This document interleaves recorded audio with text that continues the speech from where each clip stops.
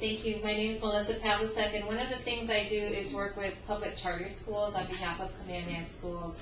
And I always think it's such a great idea that we should have data. And I wondered about the importance of data because honestly, we have all this great data to say that charter school students do well, and sometimes it doesn't seem to resonate. And I wonder what the role of, personal stories is really. I'm starting to think maybe that would gain a lot more traction than facts, figures, and PowerPoints, which we have a whole bunch of that don't seem to be working. Data and stories, who wants to take that? Kevin. We're talking with Kamehameha schools right now about data around successful adulthood and working on that. I think you need both. It's really clear to me that we live in a data-starved community. And the greatest evidence of that is go up to the legislature and try to persuade them about a point of view around any given issue, and you'll see that what they want are facts. And it's very hard for us to build the kind of advocacy work that really has those facts and figures behind it.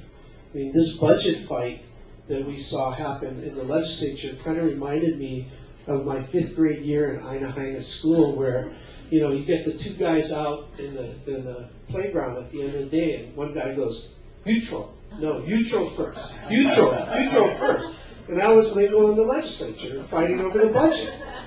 And it's kind of, in the middle of it, what was really missing is a vision that can get painted for people to have an understanding about the trade-offs that are being made. And I think data is a really important piece of that. And part of the fault for not having that vision is ours. Most foundations in Hawaii, until recently, haven't done what Donna just is starting to do, which is to have a more informed public policy dialogue about changes that are necessary. And I think that's a trend that I'm beginning to see among funders. It's hard. I mean, data, first of all, you can't collect data in 2009 and then go away, right? You have to do it every year. And foundations, at least, most, I'm not speaking for these guys, but, foundations are fickle. I mean, how many of you go in and the first thing they ask you about is how are you going to get out of asking them for money anymore, right? I mean, isn't it kind of weird? You go in and you ask, and the first question is, okay, if I give you this money, will you go away and never come back again? We call it sustainability. How do you do the impossible?